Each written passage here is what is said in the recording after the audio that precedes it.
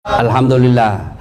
Ibu bapak saudara-saudara sekalian yang saya hormati, teristimewa Bapak Bupati beserta istri yang luar biasa, berani betul ini Pak Bupati. Tapi bapak-bapak perlu tahu, kalau ada suami yang ngewel soal poligami banyak cerita, aku yakin tidak akan terjadi itu. Itu hanya di mulut saja. Kalau diam-diam, waspada ibu.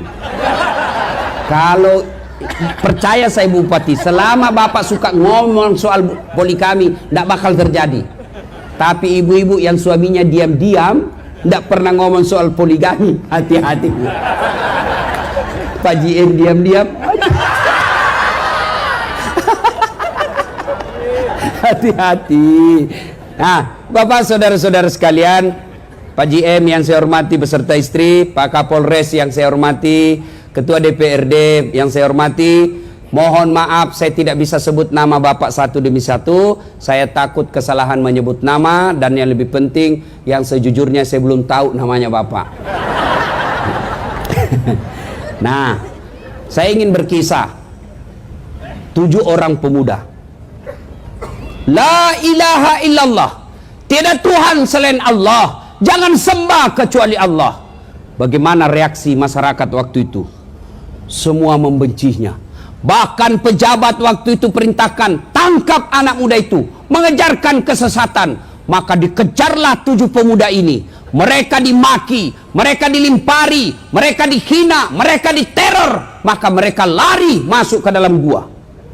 Begitu masuk dalam gua, sebelum mereka tidur, mereka berdoa kepada Allah, ya Allah, rahmati kami, lindungi kami dari orang-orang jahat, selamatkan akidah kami ya Allah. Mereka tidur.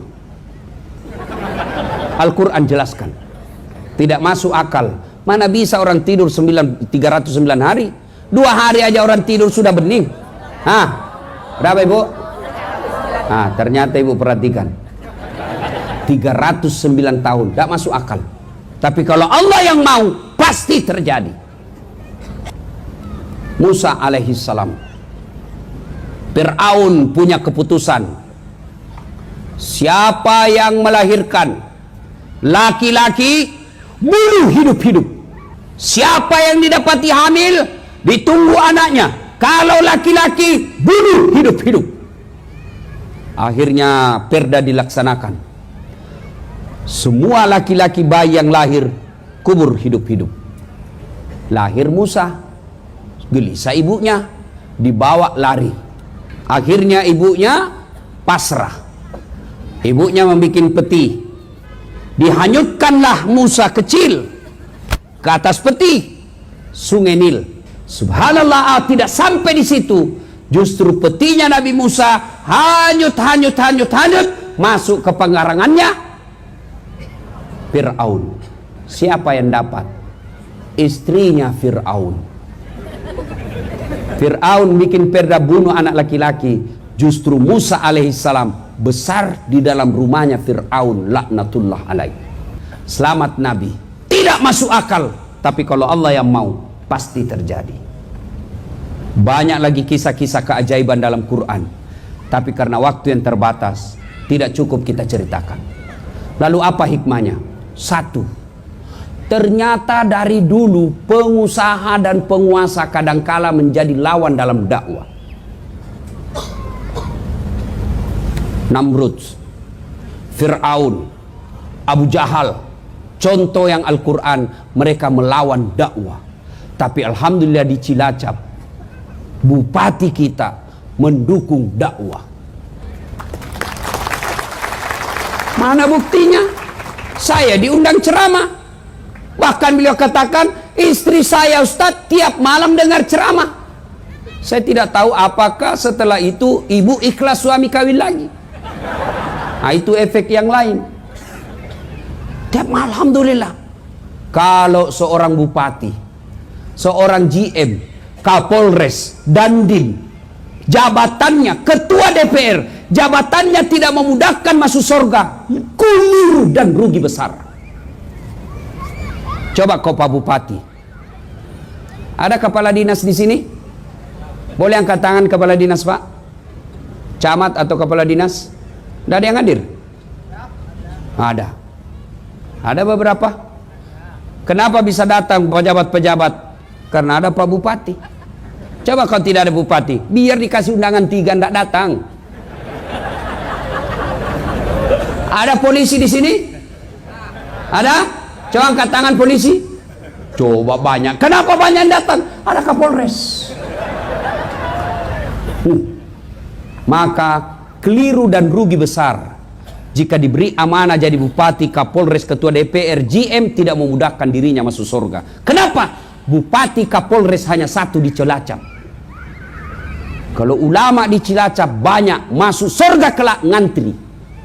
Berapa penghafal Quran di Cilacap? Berapa imam masjid? Berapa penceramah? Ratusan. Maka pun kalau masuk surga harus ngantri.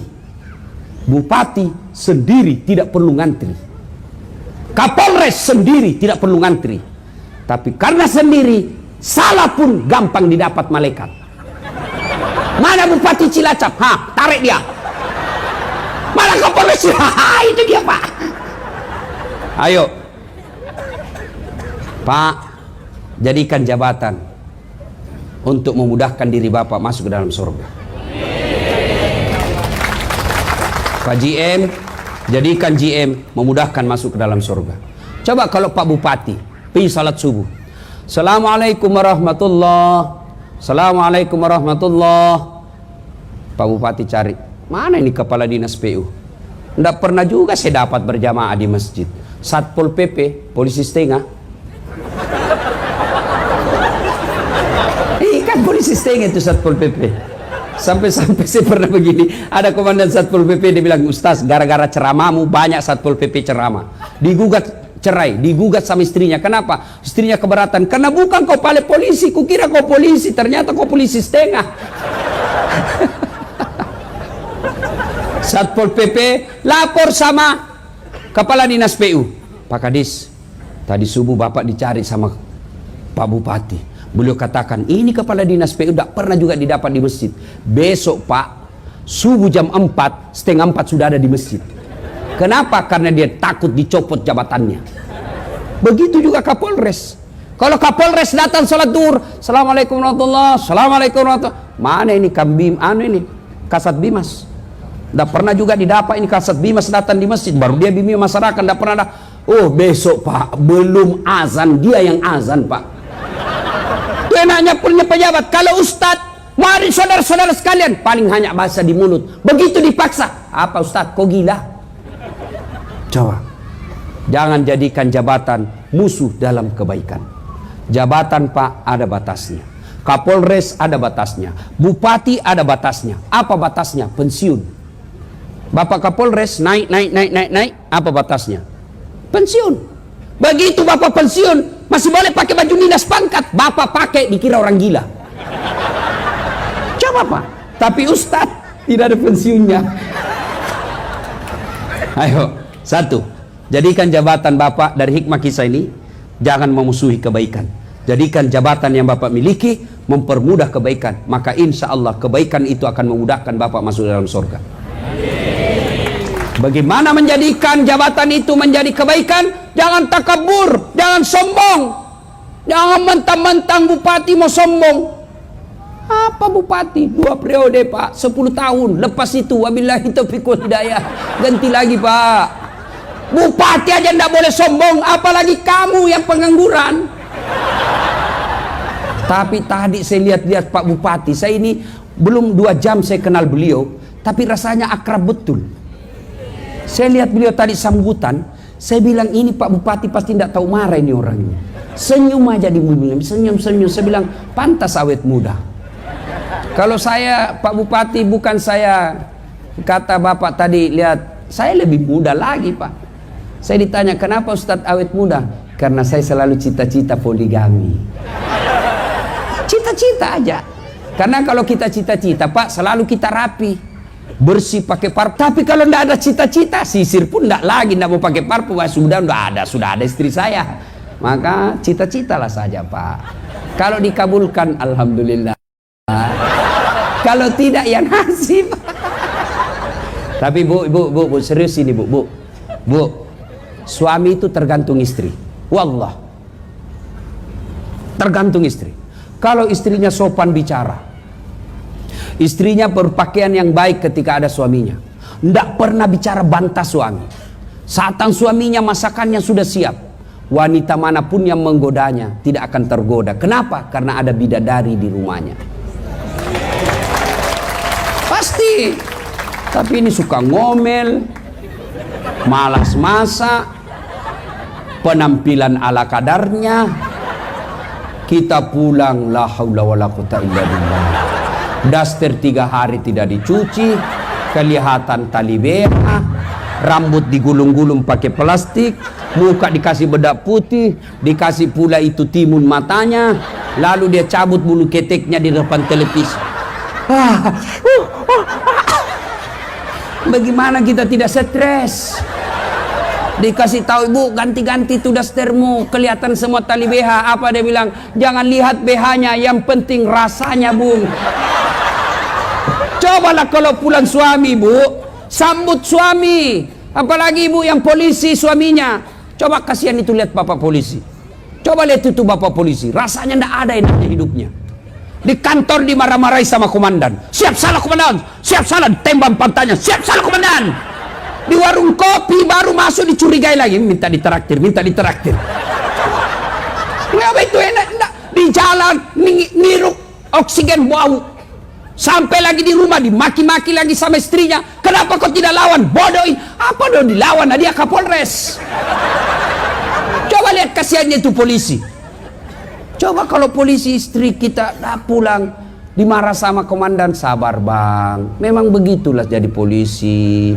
Insya Allah kalau abang sabar, insya Allah akan menjadi amal. Masa abang yang mau marah sama Kapolres? Sudahlah, memang begitulah takdirnya. Sudah. Lalu ibu peluk dia sambil menyanyi, bila kamu di sisiku, hati rasa syadu. Lambat laun buka baju.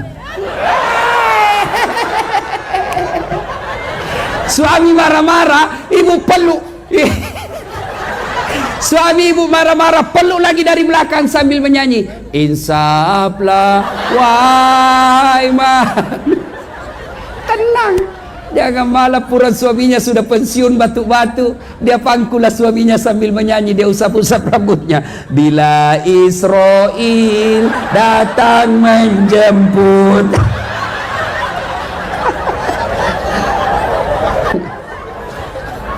Ya, tuh 2 hikmah dari kisah tadi, Pak. Nanti lain kali kita bahas soal suami istri, bagaimana kewajiban berdua. Yang kedua, Pak, Bu, tidak ada yang mustahil di sisi Allah. Kita dengar tadi cerita, semua tidak masuk akal, tapi kalau Allah yang mau, jadi. Mana bisa orang Bugis bisa jadi GM di Cilacap? Tidak mungkin, itu kata manusia. Kalau Allah yang mau, bisa. Tidak ada yang mustahil, Pak. Mana bisa orang miskin pengangguran, rumah yang ngontrak-ngontrak, kok bisa pergi umroh? Bisa kalau Allah yang mau. Mana bisa kita ini sudah bertahun-tahun punya anak, tidak mungkin kata dokter. Kalau Allah yang mau, bisa. Mana bisa anak kita sekolah tinggi-tinggi, itu kata kita. Kalau Allah yang mau, bisa. Semua orang punya masalah, Pak. Ibu-ibu, ini nih, apa ada di sini yang tidak punya masalah? Oh, muka-muka penuh masalah semua saya lihat ini. Ini bapak-bapak, semua kita punya masalah, Pak. Kalau ada masalah, Allah cuma minta, dekatkan dirimu kepada aku. Takarruf ilallah. Dekatkan diri kepada Allah. Bagaimana cara dekatkan diri kepada Allah? Ketika ada masalah, mau naik pangkat, mau naik jabatan, mau perbaiki ekonomi, jangan cari muka sama bupati, capek. Iya pak, siap pak, siap. Aduh, bapak disenang sama bupati, kalau istrinya bupati tidak senang, tidak jalan juga. Benar, wallah. Cari muka sama Kapolres, capek. 2 tahun kemudian mutasi, cari muka baru lagi.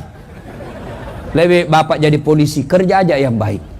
Laksanakan sebagai polisi promoter, biar Allah yang jaga jabatan dan pangkat bapak. Kalau Allah yang jaga pangkat jabatan bapak, kecil jadi Kapolres, kecil. Dan itu ada jalannya, Pak. Yang saya cerita saja tadi tidak ada jalannya, bisa terjadi. Apalagi yang ada jalannya. Bapak sebagai polisi, ada jalannya jadi kapolsek, ada jalannya jadi kapolres. Kenapa? Bapak polisi. Dan tidak ada jalannya Dasat Latif jadi kapolres. Tidak ada jalannya itu, bos. Maka tidak usah putus asa. Dekatkan diri kepada Allah. Jangan cari muka sama manusia. Gimana caranya? Contoh bupati dengan ajudan. Coba lihat bupati dengan ajudan. Panggil ajudan. Ajudan! Biar lagi tidur langsung lompat. Siap, komandan. Coba kapolres nanti kalau dipanggil ajudannya. Siap, komandan. Biar lagi makan kacang. Siap, perintah. Kira-kira Pak Kapolres ada panggil ajudan. Ajudan, tunggu dulu, Pak. Diinjak lehermu. Allah manggil kita 5 kali sehari semalam. Hayya 'alas shalah. Sini. Saya kasih kau yang kau mau. Hayya 'alal falah. Sini. Saya kasih kau kemenangan. Tapi ada jawaban kita. Tunggu. Masih ada rapat. Tunggu. Ada tamu. Allah. Ya sudahlah, kau urus tamumu. Karena saya cari kau. Saya ajak kau. Saya mau kasih kau kemenangan. Saya mau kasih kau kekayaan. Saya ajak kau kemenangan. Tapi kau lebih urus manusia. Sudah, uruslah itu urusanmu. Wajar. 30 tahun jadi polisi tidak bisa lepas dari BRI. Salatullah salamullah ala toha Rasulillah. Salatullah salamullah ala Yasin. Bu-ibu, ibu nih sengsara. Suami kok jelek sifatnya, makin kesini makin hilang sifat baiknya yang dulu kita kenal. Jangan curhat di medsos. Ibu ambil sajadah, ngadu kepada Allah dalam solat. Namanya solat hajat. Selesai solat hajat, ngadulah ibu. Doa tidak harus menghafal yang ada di buku. Doa tidak harus pakai bahasa Arab. Adik-adik mau lulus fakultas kedokteran, adik-adik mau punya kerja jadi pegawai, mau lulus jadi polisi, jangan nyogok. Karena kalau kau nyogok semua gaji-gajimu haram. Mau jadi anggota DPR jangan nyogok. Karena kalau kau nyogok gajimu sebagai anggota DPR itu haram. Maka lebih baik curhat kepada Allah. Ya Allah, saya tidak mampu menjaga suamiku 24 jam. Engkau yang maha menjaga ya Allah. Tidak mungkin saya bisa memarahinya. Aku tidak punya kuasa di hadapan suami saya Allah. Tapi engkau yang punya kuasa segala-galanya. Bimbing dan tuntun suami saya Allah. Pelihara cinta dan kasih sayangnya. Palingkan hatinya kepadaku. Buat dia pusing kalau dia tidak lihat saya dalam 2 jam. Allah kabulkan. Hei bu. Kenapa doa kita biasa tidak dijawab? Karena kita hanya berdoa di medsos, bukan berdoa dalam sholat. Update status, ya Allah lindungi suamiku, ya Allah murahkan rezekinya. Di status, sibuknya itu Tuhan mau baca statusmu. Yang ketawa saya serius ini. Maka ibu, yang kedua, kenapa doa tidak diijabah Allah? Karena ibu berdoa tidak paham apa yang ibu minta. Tapi dia bahasa Arab, bingung malaikat. Apa maksudnya ini ibu? Dia mau suaminya setia tapi doa dia baca doa minta hujan. Bingung makanya.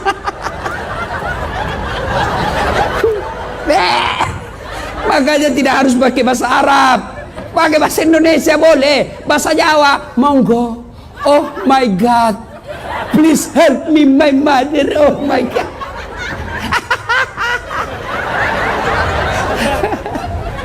Ya.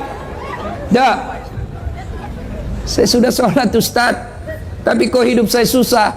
Betul Bapak sholat. Tapi main-main. Allahu Akbar. Ya kena. Seratul. La'an amta.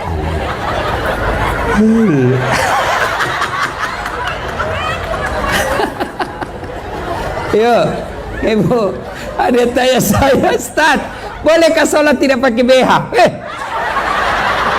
Apa ibu? Panas di rumah Ustaz, baru pulang pasar. Sudah mau habis asar, jadi saya sholatlah kepanasan. Boleh pakai B, tidak pakai B, boleh ibu, sah. Tapi ibu ndak, namanya ndak beradab. Boleh sah sholatnya, tapi tidak beradab. Ibu menghadap bupati tidak pakai BH. Mohon maaf Pak Bupati, saya buru-buru dilempar kok sama istrinya. Kurang ajar ini menggoda suami saya. Salatullah salamullah ala toha Rasulillah. Salatullah salamullah ala Yasin Habibillah. Pak Bupati, Pak GM dan semua yang saya muliakan, saya ulang kesimpulan malam ini, tidak usah panjang. Tidak ada yang mustahil di sisi Allah. Tidak ada yang tidak masuk akal di sisi Allah. Allah cuma minta dekati saya kasih kau yang kau mau. Gimana caranya? Jangan pikir caranya. Yang Bapak pikir bagaimana saya dekati Allah. Yang kaya dekati Allah dengan sedekah. Yang pejabat dekati Allah dengan perbaiki jabatannya. Yang miskin dekati Allah dengan kesabarannya. Yang kaya dekati Allah dengan syukurnya. Yang cerdas dekati Allah dengan dakwakan kecerdasanmu. Itu cara-cara dekati Allah. Maka dekati Allah, Allah yang tahu caranya bagaimana memuliakan dan mencapai cita-cita. InsyaAllah. Sudah dekati Allah. Ternyata yang dikasih, yang diminta tidak dikasih. Sangka baik, sangka baik.